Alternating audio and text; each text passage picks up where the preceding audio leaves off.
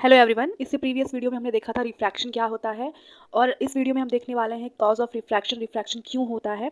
तो refraction of light is cause due to the change in the speed of light in different mediums. वहाँ क्या होता है कि जैसे हमने देखा था कि मीडियम जहाँ पे चेंज हो रहा है, जैसे प्रीवियस वीडियो में हमने देखा था कि एयर से ग्लास में आ रहा था तो वहाँ पे लाइट रे बेंड करता था टुवर्ड्स द नॉर्मल, और जैसे ही ग्लास स्लैब से बाहर होता था तो लाइट रे बेंड करता था अवे फ्रॉम द नॉर्मल। यानी कि रिफ्रैक्शन कि क्या फेनोमेना था कि bending of light rays, but वहाँ मीडियम जहाँ पे चेंज होता था सिर्फ वहीं पे बेंड होता था।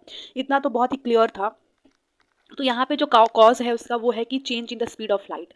मतलब लाइट की स्पीड में क्या होता है, चेंजेस होता है। जैसे कि मान लेते हैं कि लाइट का जो लाइट जब एयर से ग्लास स्लैब में आ रहा होगा तो स्पीड ऑफ लाइट कहाँ पे ज़्यादा होता है?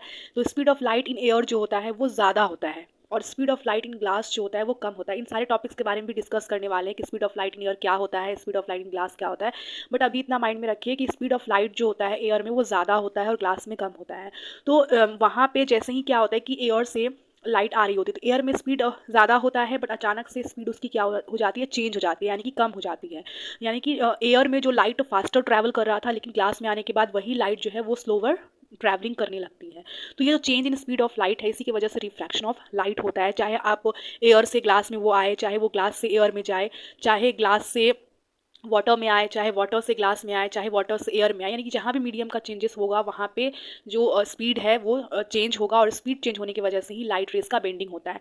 अगर जो है difference in the speed of light ज़्यादा है तो बेंडिंग भी ज़्यादा देखने को मिलेगा, रिफ्रैक्शन ऑफ लाइट भी ज़्यादा देखने को मिलेगा।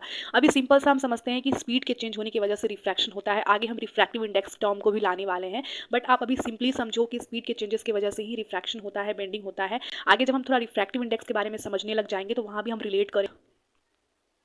आगे जब हम रिफ्रैक्टिव इंडेक्स के बारे में पढ़ेंगे तो वहाँ हम रिलेट कर लेंगे कैसे स्पीड और रिफ्रैक्टिव इंडेक्स का जो है रिलेशन है, तो वो आगे देखेंगे। बट यहाँ पे सिंपली आप समझो कि जो स्पीड है उसकी वजह से किस तरीके से रिफ्रैक्शन हो रहा है। तो पॉइंट बाय पॉइंट पढ़ते हैं और इस चीज़ को समझते हैं।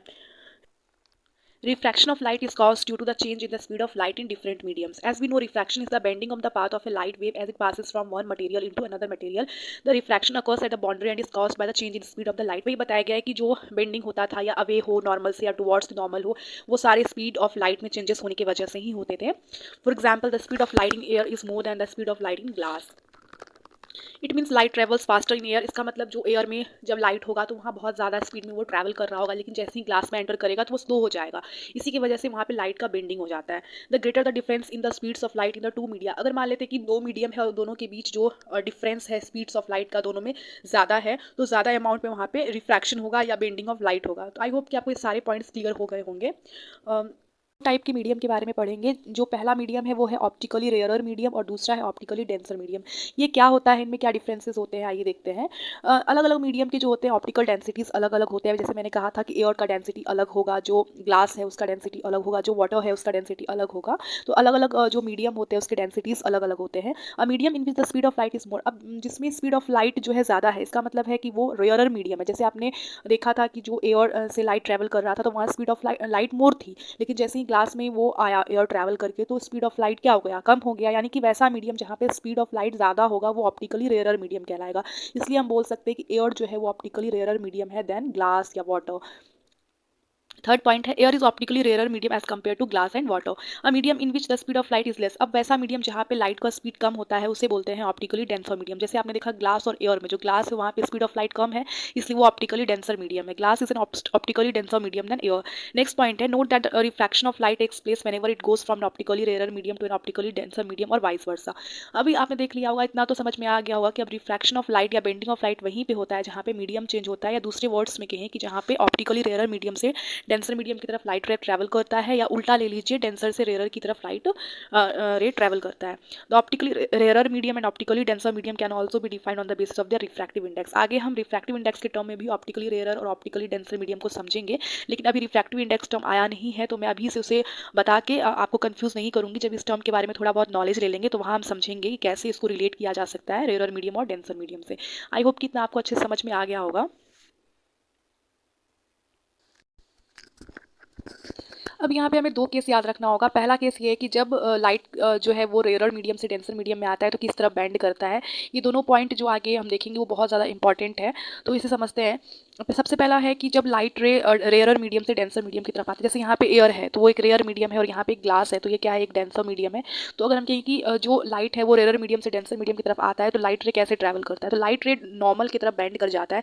जैसे हम देखें कि लाइट रे इधर से अगर आ रहा है तो इसे स्ट्रेट ही जाना चाहिए था।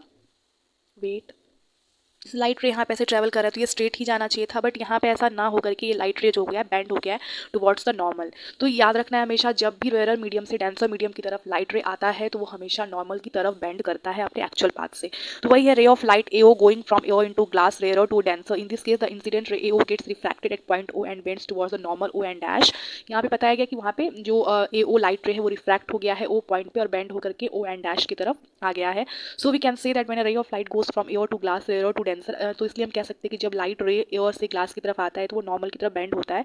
और यहाँ पे जो एंगल आर है और एंगल आई को देखो तो पता चलेगा कि एंगल आर छोटा होता है, स्मॉलर होता है than the angle of incidence आई।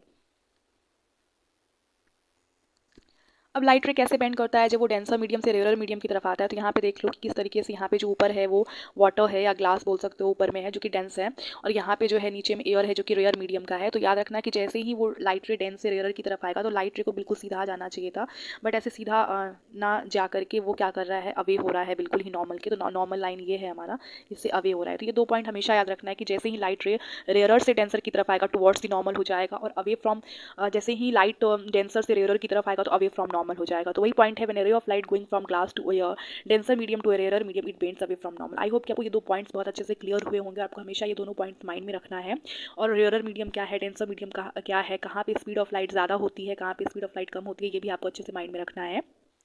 तो आई होप कि आपको आज के वीडियो में सारे टॉपिक्स अच्छे समझ में आए होंगे। मिलते हैं नेक्स्ट वीडियो में नए टॉपिक के साथ।